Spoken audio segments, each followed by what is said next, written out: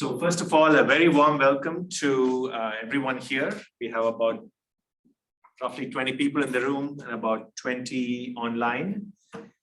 Also very happy to see some former students who've literally flown in from the West Coast and also driven from other parts of the country. So always glad to see you. But anyway, the reason we are here today is because today is Vishal's thesis defense. It's been an absolute pleasure having Vishal over the past 5 years and a few months. And when I told my wife a couple of weeks ago that, hey, finally Vishal is defending, she asked me, is that the poor student whom you always yell at? So I said, no, I said it's tough love. And then I mentioned the same thing to Vishal and he claims I've never yelled at him. So I don't know, but we should get back to that at some point. But again, over the past 5.5 years, Vishal has worked on a number of things, too many for his own good. He initially started doing uncertainty quantification, and then we were looking at some hardcore turbulence modeling ideas. And sometime around the end of his second year, he started moving in this general direction of developing data-driven augmentations using physics-constrained machine learning. And in this time, Vishal has made very deep contributions to several different projects. In fact, he was centric to at least 3 funded projects in the lab and one more for which he gave a lot of help. And Vishal's defining characteristic is tunnel vision. When he starts going at a problem, you have to like literally shake him to get him out of it. But and I knew Vishal was ready to defend when I asked him, like, are you happy? He said, yes, I'm happy with this work. And so here we are. With that weird introduction, I'll let Vishal take over.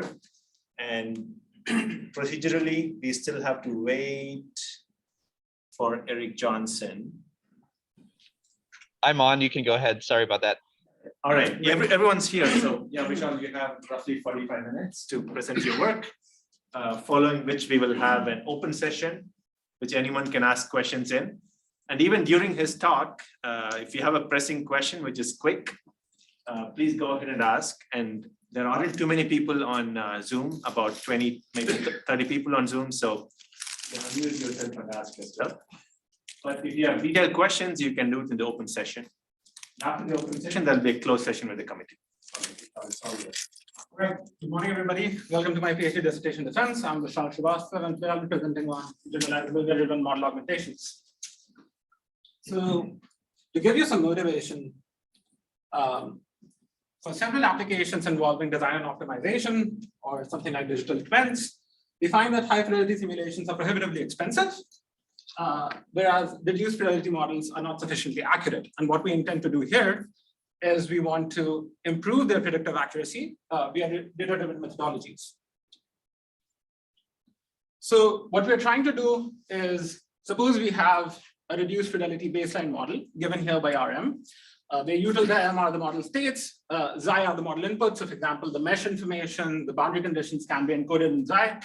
What we are trying to do is we are trying to infer a functional correction beta using a few canonical data sets such that we can predict on a range of different applications with improved predictive accuracy.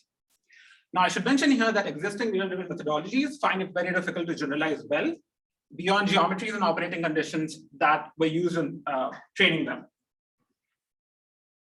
So the desired traits that we are looking at augmentations are as follows. Our augmentations should be able to be inferred from limited data. They should be generalizable, which means that they should consistently improve predictions even for unseen configurations, geometries, and operating conditions. And finally, they have to minimize spurious behavior for unseen physics that were not present in the training data set. So now to give you some background, consider a physical system which is governed by the true set of mathematical equations as shown here. Now, if we apply a coarse-graining operator tilde to these true set of mathematical equations, we get a coarse-grained set of equations where the term R tilde can be decomposed into a function of only coarse-grained variables Q tilde and a function N, which is the function of full-scale variables. Now, clearly, reduced fidelity models should only be a function of coarse-grained variables, and hence we have to model this function n as a function of q tilde only. And that's basically the closure problem that we have. Now, assume that somehow we have modeled this function n, and we arrive at a steady-state low-fidelity model, as shown here. The states of this model are u tilde m, and they contain basically the coarse-grained states q tilde and some secondary variables g tilde m. You can think of these secondary variables g tilde m like additional transport variables in a turbulence model. So for example, k and omega and a k omega model are secondary variables. Two things to note here are that quantities in u tilde m, which are model quantities, might behave very differently compared to their physical counterparts. And then any model which is obtained via closure modeling is calibrated using limited data, and hence it will always have poor accuracy for unseen physics. So the initial work around data-driven corrections to reduce fidelity models revolved around parameter calibration. And what is done is the optimal value of a parameter alpha inside a model is inferred by minimizing the predictions of some outputs q tilde m and the corresponding data. Now, this also can be done using Bayesian inversion as well. But parameter calibration, while it improves model accuracy, does not account for model form inadequacies. And so in order to account for model form inadequacies, what can be done is we can introduce a spatial field of inadequacy into our model. And then we can find the individual values of that spatial field through a similar minimization process, where we minimize the discrepancy between predictions and data. Once we have the spatial field of inadequacy delta, in order to predict on other configurations, we need to infer it as a function of our model states or their gradients. However, such a functional relationship can be extremely complex. So usually what we do is we infer delta as a function of some features, which in turn are local quantities derived from the model states and their gradients. Now, a thing to note here is that if one takes a naive approach and uses full field data, full field high fidelity data, and substitute it into the reduced fidelity model, the resulting augmentation would be model inconsistent. And what I mean by that is that in that case, delta would be inferred as a function of high fidelity quantities instead of low fidelity quantities. And we know that both of those behave very differently. So essentially, the predictive accuracy would not be as good as expected. And the second drawback of this approach is that it requires full field data, which we don't have often. So the field inversion machine learning framework was introduced in 2016, where an inverse problem is solved to obtain an optimal spatial inadequacy field by minimizing a cost function, which essentially defines the discrepancy between some sparsely available data corresponding to some observable quantities y and its corresponding predictions. Now, since this minimization problem can be ill-posed, a regularization term can be added. Note here that since this whole minimization problem is being solved under the constraint that the model equations are always satisfied, the discrepancy will be inferred as a function of features which are calculated using model quantities, and hence this framework will be model consistent. So once we have the optimal spatial inadequacy fields from several training data sets and the corresponding feature values, so fields of features, what we want to do is we want to infer this function beta, right? But before inferring this function, we have to set the functional structure for this function. So we choose a functional structure such that the augmentation function parameters W characterize that function structure. And what we infer here are just these parameters W. So for instance, we can choose a specific configuration of the neural network. We can say that, okay, our neural network will have 2 layers, 7 neuron seeds, something like that. And once we have set the function structure, we just go after the function parameters. Once we have obtained the function parameters using this minimization problem, we can embed the augmentation function in the place of the spatial inadequacy field into the model, and we can make predictions. So the good things about field inversion machine learning are that it is model consistent, so it's really good for predictions, and it usually uses local and geometrically invariant quantities as features, so it is easy to implement into a CFD code. However, it does suffer from low learnability issues, and these could be mainly because of three reasons. The first could be that the structure of beta might be insufficient to describe the variations of delta in the physical domain. The second can be that the chosen features in terms of which delta is being defined as a function of using beta, the features and the spatial analysis can be very poorly correlated, and it could be difficult to infer such a function beta. And the third thing is that even if we have good correlations between the features and the spatial inadequacy fields, those relationships might be inconsistent across different training data sets. And when we are learning using all these training data sets at once, this inconsistent relationship can lead to low learnability. So to address the low learnability issues, the integrated inference and machine learning frameworks were presented. And what IIML essentially does is it combines all the inference problems from all the training data sets into a single inference problem. So essentially, you have a combined cost function, which contains individual cost functions from different training data sets. Sorry. And what we essentially do is, instead of inferring a spatial field of inadequacies, we directly try to infer the augmentation function parameters W star.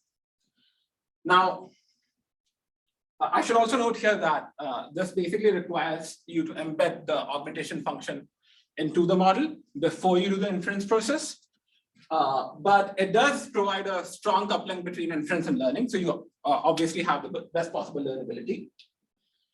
Since we are simultaneously inferring from multiple data sets, it is intrinsically consistent. It has intrinsically consistent relationships between the corresponding features and the augmentation fields.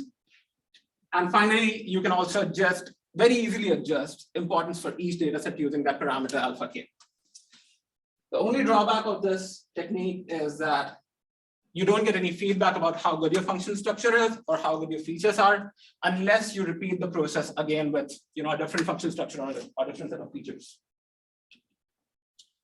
So to go through the contributions of this thesis, what I show in red at the top are basically the contributions which were already there in literature.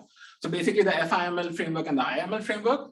What I present here are two original contributions. The LIFE framework, which is Learning and Inference assisted by feature space engineering, and a weakly coupled IML framework. The LIFE framework provides expert modelers some guiding principles, tools, and techniques to infer generalizable augmentations. And these guiding principles can include suggestions on how to introduce the spatial inadequacy inside the model, how to choose different kinds of features, how to non-dimensionalize those features, and so on. And it also uses techniques like localized learning, which we will talk about later. The weakly coupled IML framework offers the users to infer augmentations without embedding the augmentation within the solver, like it is required in traditional IML techniques, and that results in extremely fast and effortless setup process for the inference and learning problems. And we shall also talk about that later. A minor contribution of this thesis was the robust design under model form uncertainty, and you can find that in my thesis document. So the different guiding principles and techniques which are presented in LIFE cater to the different requirements which we set out when we were looking for desired traits in our augmentation in the motivation section, and the relationships can be seen here. More about this will be talked about later. So the LIFE framework was applied to the problem of bypass transition modeling. And after a long and arduous feature design process, we finally got features in the final form such that training on only 2 flat plate cases, we got excellent generalizability to flat plate cases, turbine cascade cases, compressor cascade cases. So that was pretty good. And then what we also saw was in all the tests that we performed, there was no unexpected spurious behavior. Now, why I say unexpected spurious behavior will become clear in a moment. And then we also performed a hierarchical augmentation for separation-induced transition to improve the predictions even further. And we'll talk about that more. The weakly coupled IML framework was applied to the modeling of fuel cells, specifically polymer electrolyte membrane fuel cells, where accurately predicting the membrane water content is very critical for performance. In this case also, after training on just 14 operating conditions, we saw excellent generalizability to over 1,000 operating conditions. And we also saw widespread improvement in current density predictions as well. Here are the preprints and publications related to today's presentation, and you can have a look if you want. So yeah, I'll move further. You want to give everyone a moment to see if there are any quick questions? Yeah, exactly. And maybe take it. Yeah. Sit. Any questions until now? Yeah. Can you make a few comments about model consistency? Like through an example, maybe. So if there was a perfect augmentation function, which resolved all the inadequacies, right, then model consistency won't be an issue. Because in that case, the model would predict exactly the same values of states that would be there in your physical phenomena, right? However, that does not happen. Even if you're augmenting your field, you're not making corrections for the entire inadequacy which is there in the model. So there is some inadequacy remaining, which is why your field, especially your secondary variables, G tilde M, might behave very differently from your true field, right? And hence model consistency is extremely important. Like you have your function beta should be a function of the reduced fidelity quantities, not the high fidelity quantities. That is why it's very important. I can move further. So let's start by the learning and inference assisted by feature space engineering framework. And we'll start with some terminology. So a data point in this context are the values of features and the augmentation at a single spatial location in a single training case. That's one data point, right? Secondly, generalizability, when we talk about generalizability, that essentially means predictive capability on unseen physical configurations, which means unseen geometries and operating conditions. Now, this requires the augmentation to be well defined in the entire feature space. So if you focus your attention on the cartoon at the bottom, we have a two-dimensional feature space, and to characterize the augmentation behavior in the entire feature space, you need data points in the entire feature space, right? That makes sense. Now, when we talk about extrapolation in this context refers to evaluating the augmentation in parts of the feature space where there is no data. So it might be possible that under the limit of limited data, there might be parts of regions in the feature space where there is no data, right? And it's impossible without prior knowledge to guarantee accuracy in this particular setting. And to get around that, your augmentation must be robust. And robustness essentially refers to no unexpected spurious behaviors under extrapolation. And what that means is maybe you can say that, okay, I don't have data here, so I can't characterize my augmentation behavior here, but I can definitely enforce baseline model behavior here, right? And that should do the trick. So that can make the model more robust. Okay. So the whole philosophy and guiding principles of what life offers are as follows. So the first question we should ask is, where should we introduce this inadequacy term into our model? And to do that, there are several concerns which need to be addressed. The first is, what is the intended correction? That is, what inadequacy of the model are you trying to treat? For example, in boundary layer, you can say that, okay, I want to treat an inadequacy in the log layer, but you should not augment the model in a way that it only affects the viscous sublayer, for example, right? The second point is, how will the augmentation affect cases where that correction is not required? So how much of a spurious effect does this augmentation have on the model? And the third point is there a way to perform a physics-based limiting or regularization on the augmentation that we are trying to introduce? So those three concerns need to be addressed. And then we come to feature design. So basically, how do we design individual features and how do we decide how many features we should have? And so the first concern is to improve generalizability. And that requires physics-informed features. And when I say physics-informed features, that means features which are relevant to the inadequacy that we have chosen to alleviate, right? You should not just randomly pick any features. Secondly, for generalizability, non-dimensionalization must be done using model quantities. So basically, whatever features you're choosing, you should non-dimensionalize them using model quantities instead of statistics, because generalizability suffers due to the limited amount of data present if a statistical non-dimensionalization is used.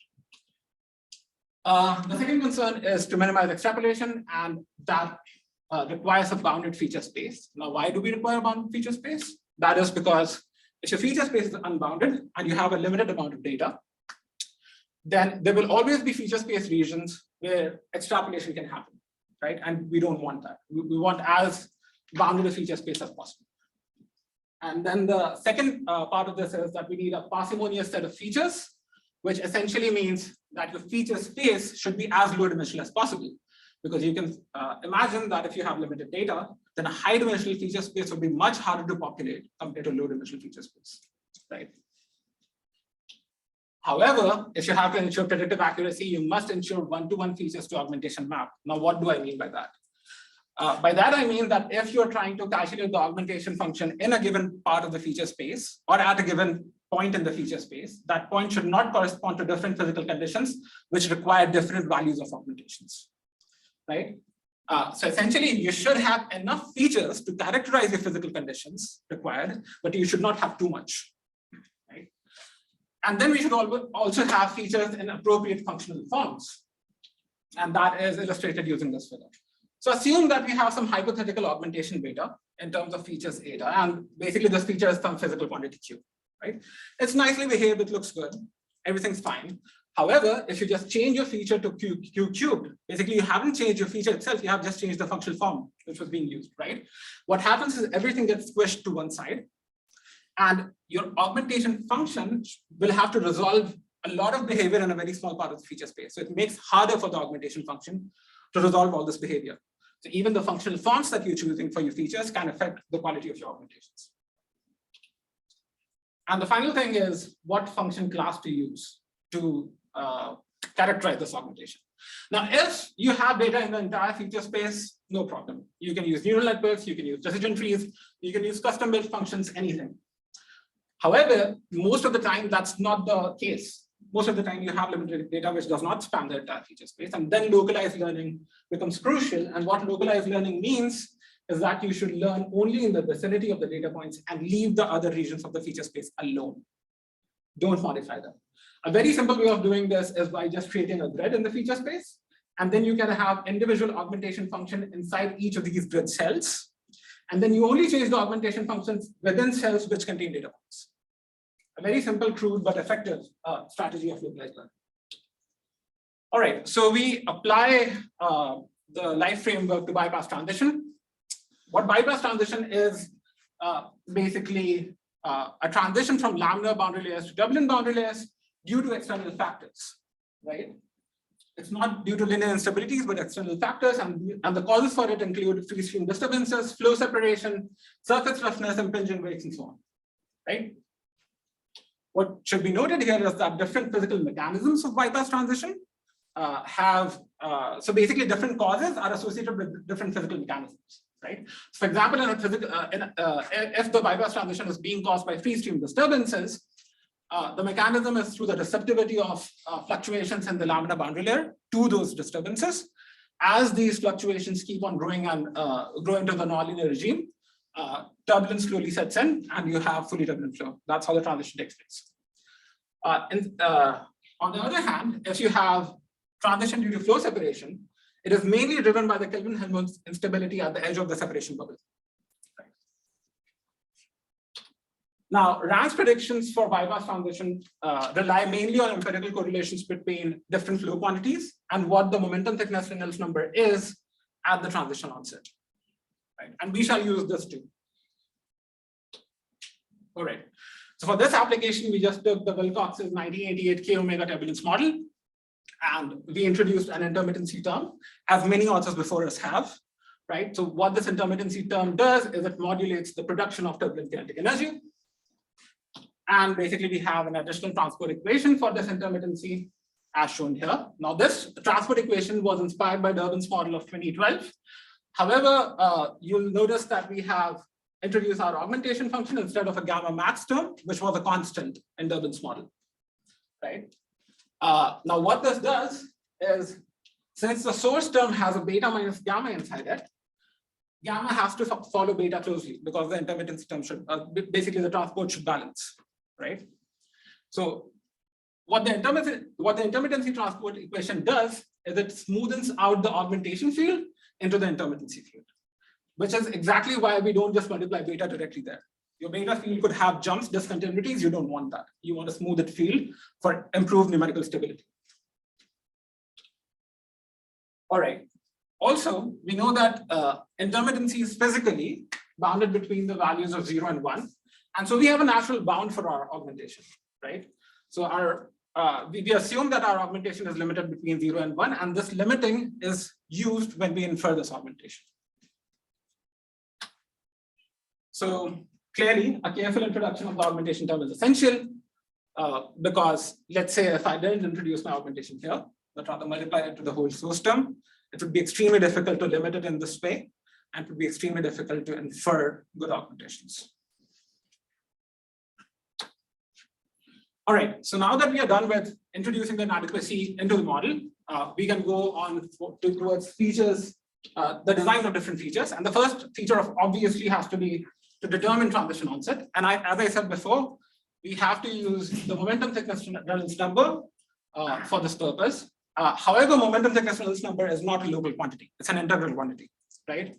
And so an appropriate local surrogate quantity for that is the vorticity Reynolds number, which is defined here. Omega here is the vorticity magnitude, d is the wall distance, and nu is the laminar viscosity.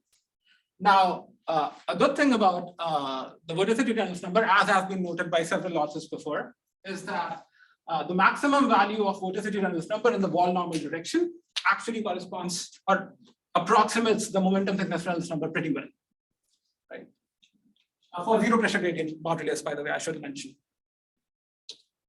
So basically, we are choosing features which are relevant to our inadequacy, right? That's what physics-informed choice of features mean. Now we have to compare this RE omega to certain correlations that are present in the literature to ensure that transition takes place only when it's supposed to be, right?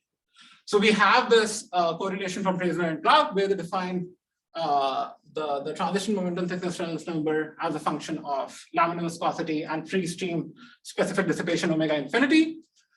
They carried out a number of different experiments with different physical conditions, different pressure gradients, Reynolds numbers, and so on. And the data seem to match this correlation pretty well. So what we do is we calculate the Reynolds number corresponding to this transition momentum thickness. And then we use that Reynolds number to actually non-dimensionalize our RE omega, right? So that's physics-based non-dimensionalization right there. We're using a model quantity to actually non-dimensionalize our feature. So in the after doing some calculations, you can see that the feature form comes out to be something like this. And this is basically physics-based non-dimensionalization. Now, finally, we have to ensure that our feature space is bounded. So what we try to do, what we essentially do here is we explicitly impose an upper bound of 3 for this feature. And why we do that is because we never saw this feature go above the value of even 2. So we chose a conservative bound of 3, right? So there's no like, the only reason for imposing this upper bound is empirical observations. All right. So now that we have this feature, when this feature is very small, that means that RE theta is much less than RE theta TR, which means that your boundary layer should be laminar. However, omega is almost 0 in the free stream as well, right? So this can actually predict laminar flow even in the free stream, which we don't want. So we want to distinguish only the region within the laminar boundary layer and apply the augmentation there. So to do that, we have additional features to identify laminar and turbulent regions. And the best way to do that is just comparing the laminar viscosity and the eddy viscosity. If your eddy viscosity is too high, you are in a turbulent region of the boundary layer and you don't need to apply your augmentation there. The augmentation correlates to laminar parts of the boundary layer and it should have low values only in that part. Now, there are 2 regions within a flow where laminar flow can take place. One is the laminar boundary layer and other is the viscous sublayer part of the turbulent boundary layer. And to distinguish between the 2, what we do is we compare the wall distance and the turbulent length scale LT, which is given by root Q over omega, to distinguish between those 2 zones. And we choose mathematically bounded functional forms as shown here to do this. Right? Note here that for laminar boundary layers, both eta 2 and eta 3 will have values close to 1. All right, so reiterating, too many features can overspecify physical conditions. You have a large dimensional feature space, and the limited data won't be able to populate the entire feature space, and that will reduce generalizability. And that was observed because when we added more features, we saw this. And secondly, if you remove any of these features, you are not distinguishing the physical conditions, you're not isolating them. And so basically your predictive accuracy is lowered because you don't have one-to-one augmentation map.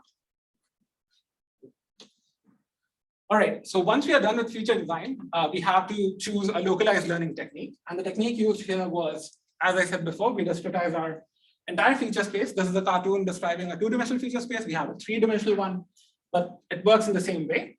So we discretize our feature space into a uniform grid. And basically our augmentation function is parameterized by cell-centered values. So each value at the cell center are basically the parameters of our augmentation function, right? And the augmentation function in each of these cells is approximated by a linear function. And the gradient, the corresponding gradient of that linear function is obtained using Green-Gauss gradients as shown on the right.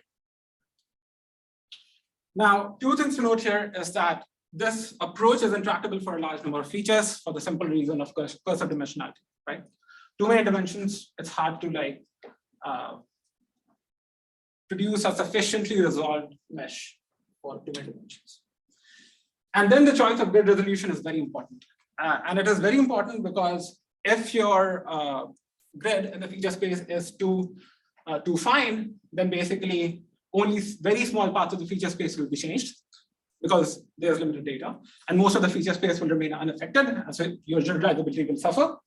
On the other hand, if the grid is too coarse, what can happen is you won't be able to capture the behavior of the augmentation function in the feature space accurately, and your predictive accuracy will suffer. Now, I should note here that neural networks were used before using localized learning, but they predicted very poorly even on the training cases, right? And you can find it in the thesis. Now, moving on to our training and testing cases. So we trained on only two geometries, T3A and T3C, even both of these are flat plates. T3A transition happens in a zero pressure gradient region, T3C1 transition happens in a favorable pressure gradient region. Our test cases involve T3 flat plate cases where transition happens in different kinds of pressure gradients, and also turbine cascade geometries where transition happens for different turbulence intensities, different Mach numbers, as you can see here. All right. So when training the feature space, our three-dimensional feature space was divided into 30 cross 10 cells. And basically the combined cost function that we chose was simply the sum of individual cost functions for T3A and T3C1. The individual cost functions are nothing but mean squared discrepancies between the data and the corresponding predictions for the skin friction coefficient. All right. So once this was done, we see that a good prediction for transition location was observed for both these cases, which is consistent with data. And basically, when we looked at the augmentation function in the feature space, this is what the contours look like. So what you're seeing here are slices of the three-dimensional feature space. So these are two-dimensional slices in the three-dimensional feature space with increasing values of eta1, which is the first feature. The x-axis is the second feature and the y-axis is the third feature. Now, as expected, for very large values of eta1, you only get fully turbulent flow, which is an intermittency of 1, right? For lower values, you see that the intermittency is being reduced in one part of the feature space. And this part basically corresponds to high eta2, high eta3, which is basically the laminar boundary layer. All right. So when predicting on different flat plate cases, here are what the predictions look like. T3B is a zero pressure gradient case with high turbulence intensity. T3C2, the transition occurs in an adverse pressure gradient, a mild adverse pressure gradient. T3C3 transition occurs in strong adverse pressure gradients, and T3C5 transition occurs in mild favorable pressure gradients. Now you can see there's a significant discrepancy for the T3C3 case as far as the transition location is concerned. And that is because our model was trained for only favorable pressure gradients and zero pressure gradients, which is consistent with the discrepancy in the strong adverse pressure gradients. Also note that the augmentation, as soon as it encounters a physical condition which it hasn't seen before, it immediately reverts back to its baseline behavior. It does not do some random things, right? it immediately reverts back to the baseline behavior, and that essentially offers the robustness of the model augmentation. Now, here are the predictions on turbine cascade cases. So 3 of these cases, the transition location is predicted very well. However, for one of these cases, we see a significant discrepancy, and the cause is again the same. The predictions, as soon as when we look at where the transition actually occurred, the feature values at the transition location actually corresponded to a location in the feature space where there was no data. So as soon as it sees that it doesn't know about that particular condition, it immediately reverts back to the baseline behavior, right? Okay, I'll probably stop here and take questions before going forward. Yeah. So you mentioned that there is an optimal number of features that you need to go, which makes sense, obviously. But my question is that what was your stopping criteria for determining the number of features? Did you quantify it some way, or was that an empirical observation based on the? It was based, currently it was based on empirical observation, but my future work contains a formal method to do that. Yeah. Oh, sorry. Sometimes the stopping criteria is the advisor getting impatient. Sometimes. So this is a closely related question. Do you do any kind of a posteriori analysis to determine sort of a figure of merit for your features? I mean, an extreme example would be if one of your features is giving a contribution to the augmentation that's a linear combination of that predicted by the others, it's a totally worthless feature, right? So it seems like you could do some kind of sensitivity analysis to say how important. I don't know if this question makes sense, but no, it does make sense. It perfectly makes sense. Here, the thing is, I'm assuming that because like that is something which usually people do in other technologies as well. That's not something original in my method, but that is something which is very, very widely seen in the entire field. Yeah. Vishal, I have a real quick question. Earlier, you said that when you're modifying the equation set, you didn't want to put beta directly in the K equation. Yes. You wanted to do it through gamma. And why was that again? So that was because if I'm predicting an augmentation, it's not perfect, right? So basically my beta field could get choppy, right? And that could affect the numerical stability of the solver. However, when I have an intermittency equation, that intermittency equation can essentially smooth out the beta field into the intermittency field. And so basically I'm just helping the numerical stability of the solver. Okay, all right, thanks. And it brings history. And it brings history, yes. Yeah. Yep. Okay, any other questions? Okay, so once we had tested it on the flat plate cases and the turbine cascade cases, we tested it on the compressor cascade case. Now, compared to the baseline solution, which is fully turbulent, obviously we saw that there was significant laminar boundary layer region in this flow. However, the transition location was significantly upstream from the true transition location. In fact, transition happened as soon as separation occurred in the true flow, right? And we obviously want to correct this. And so we'll see how do we do this using hierarchical augmentation in the later slides. However, I must add here that downstream discrepancies, basically these low wall shear stress values that you see here, are the result of different inadequacies in the turbulence model and are not related to the intermittency or basically the augmentation that we are inferring here. Okay, so to correct the transition location for compressor cascade cases, what I did was I already have an augmentation, right? And that augmentation I'm referring to here as beta 1. So I augmented an already augmented model. So that's why it's called a hierarchical augmentation. So I added a second augmentation term and tried an inference on the compressor cascade case that I just showed. Now, again, the feature space for the second augmentation function was also discretized by 30% cells. You can see the optimization history on the left. And as we see, the transition location gets predicted very accurately, right?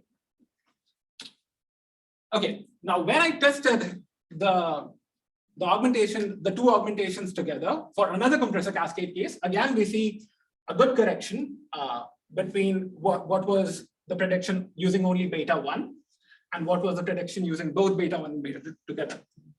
Now, while this is, the results seem amazing for separated flow cases, what happens for separation-free cases?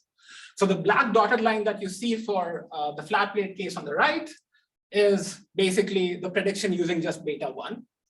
However, if we use beta 1 and beta 2 together, you see the red line, which is completely wrong, right? And that is because beta 2 is affecting separation free cases as well. And so we had to design a blending function sigma, which essentially shields the separation free cases from the effects of beta 2. And the green curve actually shows you the results with the blending function sigma. So basically, sigma, when you have to turn it off, when you have to turn beta 2 off, sigma becomes 0. When you have to turn it on, sigma becomes 1. Now, note here that sigma is not manual. Sigma is actually a functional form, and you can find it in my thesis. All right, so that concludes hierarchical augmentations, and we will now talk about weakly coupled IML. Now, setting up live takes a lot of time and effort, and that is because of several reasons. The first and most prominent reason is that you have to embed the augmentation within the numerical solver. And this can be very difficult, even unachievable in some cases when you have complex data structures, you have external libraries being called and so on. And then you also have to undergo a very careful feature design process for the live framework as we just saw, and we have to fine tune the localized learning parameters and so on. But a lot of industrial applications don't demand extensive generalizability. They just demand a quick setup for a limited range of applicability, and they're happy with it. So to provide this quick setup, we basically introduced weakly coupled integrated inference in machine learning. And the first problem that we have to tackle is basically trying to work with an augmentation which is not embedded within the numerical solver. And to do that, I simply came up with this very simple technique of non-intrusive model augmentations. So basically, we just start with an inadequacy field delta. The initial condition for this delta can be that it is baseline value in the entire field. For example, delta equals 1 in the entire field, right? You send this delta into the solver and you obtain a converged solution. And then you use the converged solution to predict an augmentation field, which is a new delta, right? And you check whether this delta is the same as the delta that we used before. If it is not, we repeat the process again, and we keep repeating it until the discrepancy between these two deltas get minimized. Now, mathematically, this can be written as shown here. Note here that rho is simply a relaxation factor when we are updating delta using delta I plus 1, as shown here. And what we are essentially trying to do, the stopping condition that we have is basically we have an augmentation residual, which is just the discrepancy between those two deltas. And when this goes below a certain tolerance, we stop. And we just say that we have our augmentation field. The way weakly coupled integrated inference and learning works is a long process, and bear with me for this. So we start with an augmentation field. Note here, beta is not an augmentation function, it's an augmentation field. It's beta x, right? It can be the same as I told before. So the initial condition for beta x could be baseline values everywhere in the field. For example, the value 1 everywhere in the field. We push this into a solver and we get the respective objective function for a given case and the sensitivities of that objective function with respect to this augmentation field. Once we get that, we perform one step of a steepest gradient descent update, as shown here, and we get an updated inadequacy field delta x. Now, using this delta x, we again solve our model equations to obtain consistent features with this particular delta x, right? So everything that has happened until now has been done independently for each particular training data set. Once we have these features and this updated augmentation field for different data sets, we collate all of that data and we perform a machine learning step. So we basically find the optimal parameters W that describe a functional relationship between these features and that inadequacy field. Once we have these values of the augmentation function parameters, we send those parameters into our augmentation, into the non-intrusive augmented solver, and we keep on solving this until delta I and delta I plus 1 become the same. And once that happens, the converged inadequacy field is basically the next iterate for our augmentation fields for every given training data set. This is the entire process of weakly coupled integrated inference and machine learning. Now, the field inversion step, or essentially the steepest gradient update step, ensures model consistency. The machine learning step basically removes any unlearnable information from the spatial inadequacy field delta. And finally, this field correction step, where we use the non-intrusive augmented solver, ensures that the current field iterate, the current beta x, is always consistent with a solution of the augmented model. Right? Okay, so we apply B-clickable IML to PMFCs, and the way these fuel cells work are as follows. So the hydrogen gas and oxygen enter into channels, anode and cathode channels respectively. And then they diffuse via the gas diffusion layers to the catalyst layer, where these molecules dissociate into protons. The hydrogen molecule dissociates into protons and electrons. The electrons cannot permeate through this proton exchange membrane, which is a polymer membrane. So they have to move through a wire, and that essentially generates electricity. The protons then move on to the cathode catalyst layer, where they combine with oxygen ions and produce water. Now, the proton exchange membrane can absorb some of this water. So there is some water content within this proton exchange membrane, and that water content is extremely important for the functioning of PEMFCs. The performance actually is very sensitive to this water content. And the reason is that if you have too much water, your reaction rates would go down, and you don't want that. However, if your polymer is too dry, the protons cannot cross over, because protons actually latch onto water molecules and piggyback on them, right, towards the other catalyst here. All right, so how do we introduce the augmentation here? We have the transport equation, or the conservation equation for the membrane water content lambda. That's our membrane water content. And then we also describe the transport processes across the catalyst layer and the gas diffusion layers in the second equation as shown here. Both these equations share a source term, SAD, which essentially dictates the absorption and desorption of water from the polymer membrane. The SAD term essentially has a lambda EQ minus lambda term. So basically what happens is lambda EQ is a function. So lambda EQ is essentially the equilibrium water content, and is described as a function of temperature and relative humidity. So if your water content lambda is greater than lambda EQ, then desorption happens, right? And if the water content is less than what the equilibrium water content is, then water will be absorbed into the polymer membrane.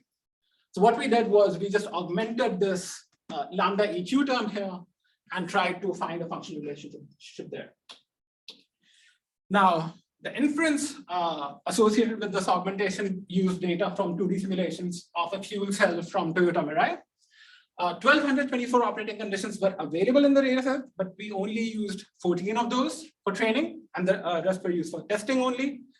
A neural network was used with 2 hidden layers and with 7 nodes each as our augmentation function. The objective function was simply the discrepancy between the data and predictions corresponding to the membrane water content. And finally, the sensitivities were calculated via finite differences. The set of features used for this particular problem are shown here.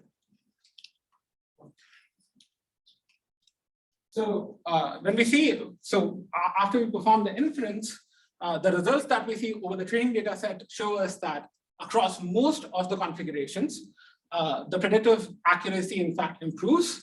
However, there exists some of the cases where predictive accuracy almost remains the same. There are also cases where even after the augmentation, the qualitative trends of data are not obtained by the augmented model. However, we do see an improvement in the predictive accuracy. The errors go down. Now, to judge how our augmentation performs in all the test cases, we came up with 2 different performance metrics, which are shown here. And basically what they show, the first performance metric tells you how much has the L2 error gone down after augmentation. So a P1 value, which is positive, means that your augmentation is performing better than the baseline model. A P1 value, which is negative, tells you that the augmentation is actually performing worse than the baseline model. A similar performance metric is P2, except the fact that it scales P1 with the closeness between the fields predicted by the baseline and the augmented models, right? So essentially, if you have a high magnitude of P1 but a low magnitude of P2, that essentially tells you that the augmentation is actually not doing that much, because it's not changing the fields considerably compared to the baseline. So that is the reason we have the second performance metric. And yeah, so the testing results when predicting memory and water content are shown here. As you can see, for most of the cases, we see a pretty good improvement in predictive accuracy. However, there do exist some cases where predictive accuracy goes down. And we observe that these cases actually relate to high water vapor saturation, which means that basically there is some liquid water being generated when transported from the catalyst layer and the gas diffusion layers. So two of the plots with better predictive accuracy are shown on the top right, and the bottom right plot essentially shows you one of the worst performers among those 1224 cases. When predicting current density, which was not used to perform inference, in fact, what we see is, again, a widespread improvement in predictive accuracy for a lot of cases. However, if you look only at P1, you see that there are several cases where the predictive accuracy actually goes down. But on closer inspection, when we look at the performance metric P2, we see that P2 values are essentially very low compared to the corresponding P1 values, which means that the augmented fields are actually not different compared to the baseline fields, as can be seen on the bottom right figure, which is one of these negative P1 values. So essentially, the model is not performing as worse as we thought it was. So for most cases, it is either performing better or kind of similar to the baseline model. All right, summarizing the whole thing, we presented two data-driven model augmentation frameworks, both of which are model consistent. Learning and Inference assessed by feature space engineering, which is the live framework, ensures consistency across different training data sets, which it inherits from strongly coupled IML frameworks. It improves generalizability and robustness, and as a product of the generalizability and robustness, the augmentations are also more modular, and it enables hierarchical augmentations, as we showed in the case of separation and use transition. When applied to the bypass transition modeling application, we see that if the features are chosen very carefully, then you have a very good generalizability. You have excellent generalizability across different flat plate turbine cascade and compressor cascade cases, when trained on the two flat plate cases. And we also see that the augmentation model consistently falls back to baseline behavior whenever it encounters any unseen physical condition, which is a good thing. And then finally, we also infer a hierarchical augmentation for separation and use transition, as I said. The future work for live framework revolves around formal frameworks for tuning localized learning, tuning how the dimensions are chosen, and so on. And formal techniques for uncertainty quantification, because there are some sources of uncertainty quantification that would need proper frameworks. For example, uncertainties due to lack of data, imperfect features, so on. And the second framework that we presented was the weakly coupled integrated inference and machine learning framework. It facilitates non-intrusive inference and hence enables effortless and quick setup for both inference and prediction. And it also provides all the consistency benefits that you have with strongly coupled IML. We applied it to a PMFC model. Basically, we just augmented the algebraic model for equilibrium membrane water content. And we saw significant improvements across both membrane water content predictions and pellet density predictions. The future work for this involves improvement of the feature set used for PMFC model augmentation. It also includes comparison of this weakly coupled IML framework with different kinds of live frameworks and strongly coupled IML frameworks. And finally, this also needs uncertainty quantification methods to be used reliably in industrial settings. Finally, I'd like to thank all my lab members for the intellectually stimulating conversations that we had and some fun conversations that we had. I'd like to thank my advisor, Dr. Karthik Doraisamy, for all his advice, and my thesis committee members, of course, for their valuable contributions towards my thesis.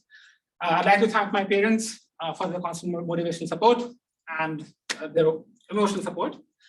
And I'd especially like to thank Dr. Tapan Sen Gupta, who probably made me a computational researcher. I can never overstate my gratitude towards the man. And finally, this guy also deserves to be here. Fun fact, I cannot cook to save my life. This guy practically fed me for 5 years, so deserves to be here. So yeah, thank you.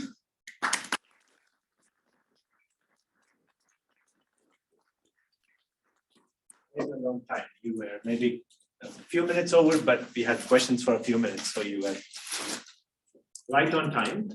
So yeah, let's go with open questions. Maybe let me first start in the room, and then we can go to Zoom.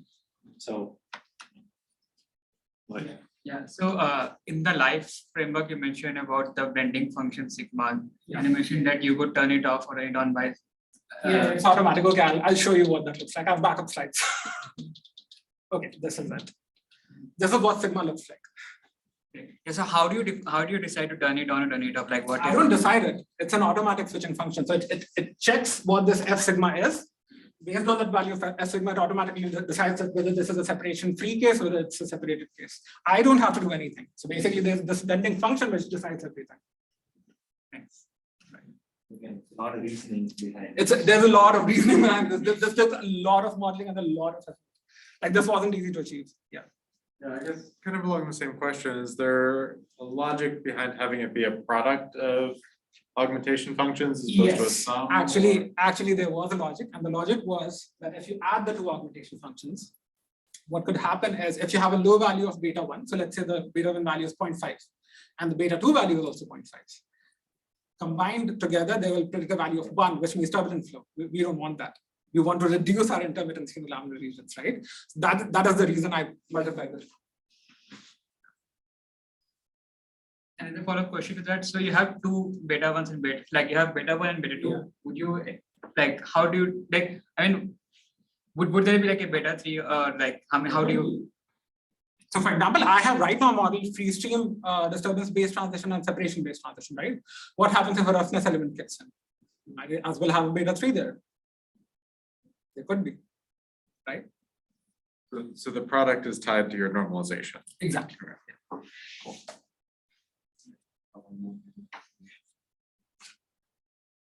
Yeah, I can have one. So slide 28.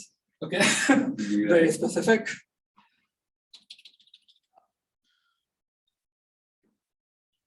I think, yeah, so the plot that with like the red frame, like used it as like an illustration of how like your model reverts to the baseline as for robustness. So how did that, what brought you to like have this consideration that for robustness that? I mean, see, traditional models are already good for a lot of cases, right? On complex geometries, sure, they have inadequacies, but they're already like, there's good reasoning behind them. So since I have no other information from my training data set, might as well predict baseline behavior instead of some random behavior, right? Yeah. So so the whole concept was physical consistency, to remain as consistent to physics as possible. So basically your augmentation has like some, it's like it seeks to give like a better answer, but and on top of that, robustness is basically it's going to be within the baseline. Yeah, it's always going to be better than the baseline. Okay. That's basically consistent improvement across all prediction data sets. Very nice. Thank you. All right, let's move over to Zoom, and then we can come back if there are other questions. Questions in chat. Sorry? Other questions in chat? Oh, there are questions. I don't in know. chat. I see notification there. Yes.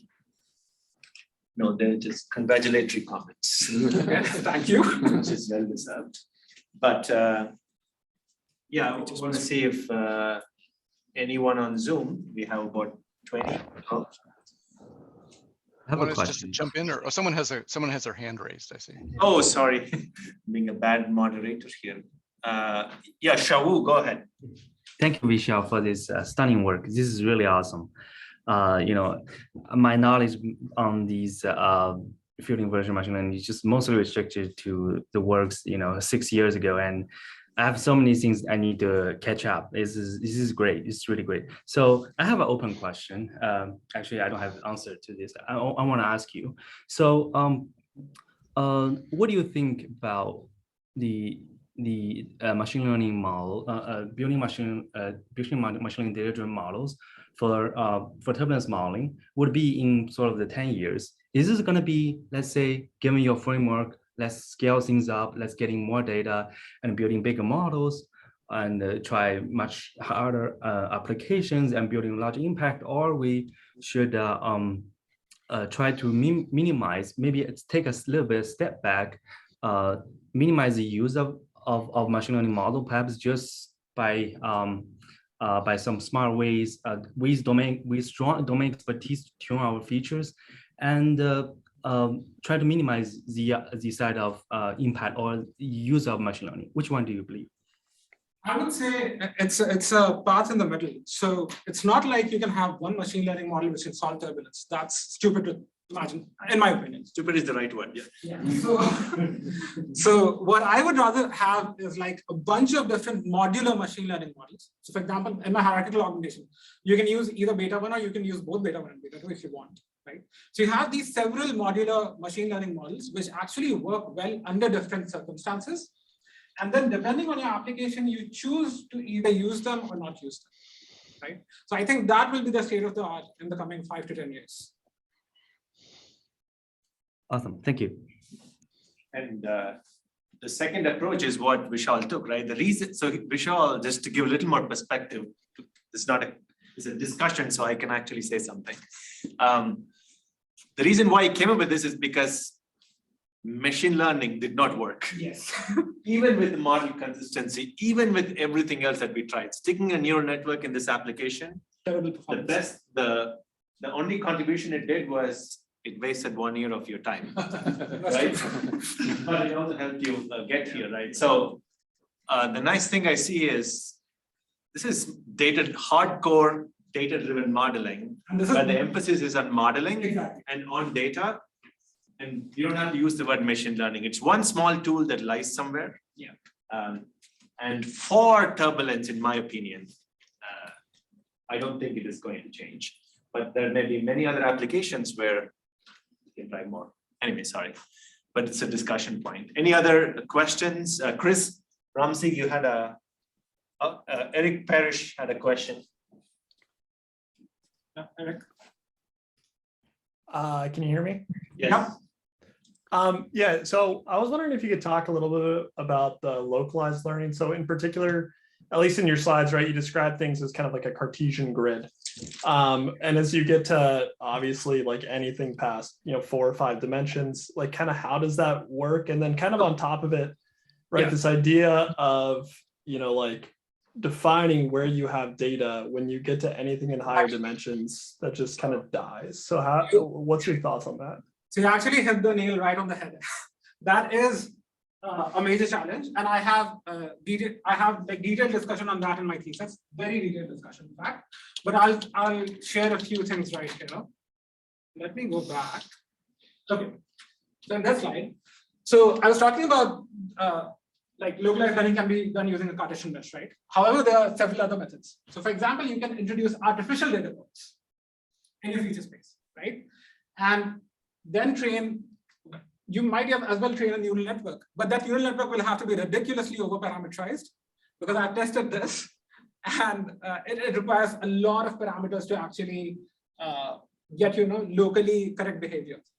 However, that definitely is one technique that can be followed. Another technique is a hybrid of the Cartesian grid and neural networks, which I have come up with and which I'm testing right now.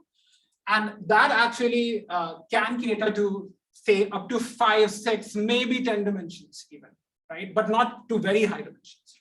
So what I'll do there is that inside each of these grid cells, instead of having linear augmentation function, I can have a neural network. So each grid cell will have a neural network. So essentially you won't need as fine discretization as you would with a linear augmentation function. And so you can get away with coarser discretizations, if that makes sense.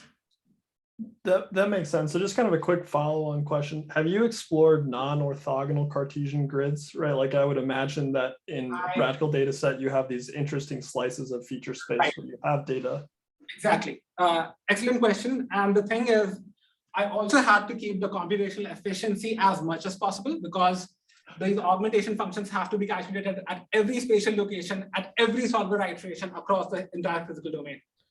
And a uniform Cartesian grid gives me excellent performance. Like it takes the least amount of time to do that. So this was more a matter of convenience in terms of computational time. But yeah, you can definitely use non-orthogonal or non-uniform Cartesian meshes. Yeah. Cool, makes sense. Thank you. And you use the word effortless to describe weekly couple IML. Yes, it is kind It's of. only effortless compared to this. It's Yes. not effortless compared to Yeah, other things in life. All right, Chris Ramsey, you had a question. Yeah. One question of clarification. So when you did the weakly coupled IIML cases, that was not localized No. learning, right? You just did full blown Yes. neural networks on the whole thing. Yes, and there's a reason for that, and the reason is convenience. The weekly couple IML thing is designed for people who don't want to, place much effort. Yeah, go through the process of localized learning, finding, the correct tuning for localized learning, finding the perfect features, and so on. So it's more like a framework for people who are not very rigorous, if I have the liberty to say that. Yes. Gotcha. Yeah, that makes sense. Plus there were 10 dimensions, right? Yeah, 8 dimensions. It was an 8 dimension. Yeah. Yeah, would have been rough. Yeah. Any other questions online? If not, we come back to the room and any other final. Yeah, this is a quick question about understanding the framework of life a little better. So let's say you have this framework which works for your transition cases, and let's say I want to try an extreme edge case of trying it on a fully turbulent separated flow, right? Yes. So in that scenario, would my feature space look completely different, or It will. okay? So you have to come up with a new set of features with. Exactly. You can't. So that is what physics-informed feature choice means. You have to work out features which are very relevant to the inadequacy that we're trying to alleviate. So you go through the entire exercise again. Yeah. Okay. Exercise again. That's the outer loop. It's called the grad student. All right. With that, let's close the open session. So please grab a box when you leave.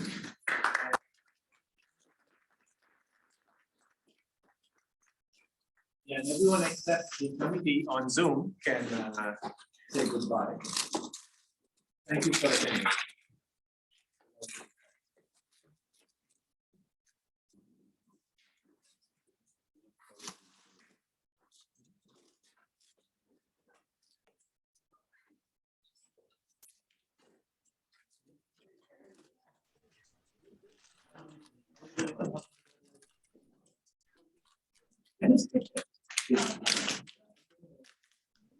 Well,